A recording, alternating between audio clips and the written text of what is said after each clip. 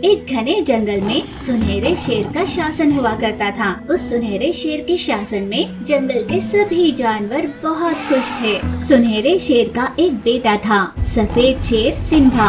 सभी जानवरों के साथ बहुत प्यार से रहा करता था। पर उसी जंगल में रहने वाला एक बाघ उस जंगल का राजा बनने के ख्वाब देखा करता। एक दिन बाघ दौड़कर हिरण को अपना शिकार बना रहा था। बाघ, तुमने जो किया वो बहुत गलत था। इस जंगल में रहने वाले सभी जानवर इस धैर्य से रहते हैं कि उन्हें कभी किसी से कोई खतरा नहीं होगा, पर तुम्हारी इस हरकत की वजह से उनका मुझ पर से विश्वास उठ जाएगा।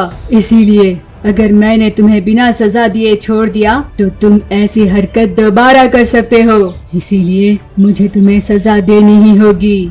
तुम जैसी गलती करने वाले को इस बात का खौफ होना चाहिए। महाराज ने अपना फैसला सुनाया। उन्होंने सबके सामने ऐलान किया कि बाघ को एक अंधेरी गुफा में कुछ दिनों के लिए रखा जाएगा। चूँकि जंगल के सभी जानवर शेर के साथ थे, बाघ को उस अंधेरी गुफा में जाना ही पड़ा।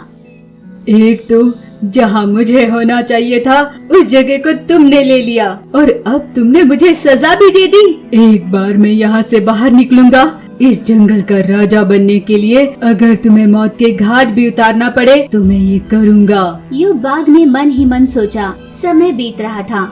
जंगल के सभी जानवरों की खुशहाली का सुनहरा शेर राजा अपने शावक को शिकार करना, दुश्मनों से खुद का बचाव करना और जरूरत पड़ी तो दुश्मनों पर हमला करना अपने पिता की सिखाई हुई हर विद्या को बहुत अच्छे से सीख रहा था। पिताजी, जब शत्रु मेरे सामने से आएगा, पर अगर कोई शत्रु पीछे से वार करे और अपने बुद्धि का बल प्रयोग करे, तब मैं क्या करूं? तब राजा सुनहरे शेर ने कहा, इस जंगल में सबसे बुद्धिमान जानवर हाथी होते हैं। तुम्हें इस सवाल का समाधान हाथी से मिल पाएगा। तुम्हें हर दिन थोड़ा समय अपने जंगल के हाथी के साथ बिताना चाहिए।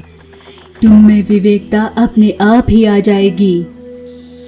पिता का कहा मानकर सिम्बा हाथी के साथ समय बिताने लगा। इतने में बाघ की सजा की अवधि पूरी हो चुकी थी। बाघ तुरंत अंधेरी गुफा से बाहर निकला और सीधे शेर पर हमला करने के लिए उसके पास पहुंचा। बाघ ने सुनहरे शेर पर हमला किया। दोनों के बीच बहुत देर तक लड़ाई चलती रही। फिर अचानक बाघ रुक गया। बाघ ने मन ही मन कहा, मैंने तो अपना काम पूरा कर दिया। जहरीली पत्तों के रस का लेप मैंने अपने पंजों में लगाया था।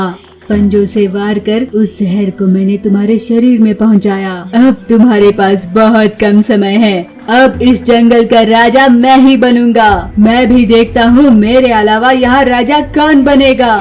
ठीक उसी समय सिम्बा और हाथी दौड़कर सुनहरे शेर के पास चले आए। पिताजी, पिताजी, क्या हुआ आपको?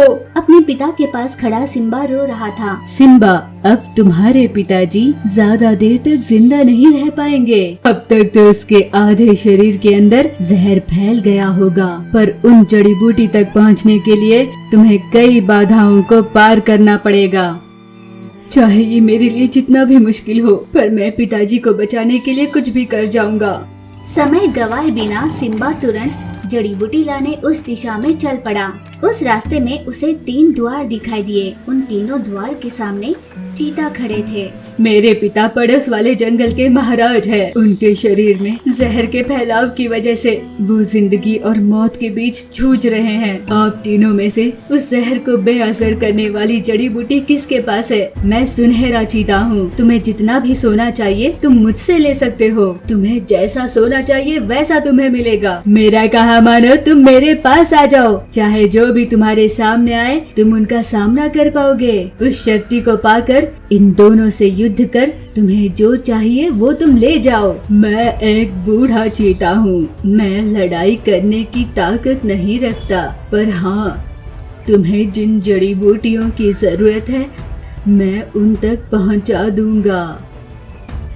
मुझे बस मेरे पिताजी की जिंदगी की परवाह है। मुझे ना सोना चाहिए ना कोई ताकत। वैसे भी मेरे पिता ने हर मुश्किल का सामना करना मुझे सिखाया है, इसीलिए मैं इस वृद्ध चीता के पास ही जाऊंगा। सिम्बा ने एक पल के लिए भी नहीं सोचा।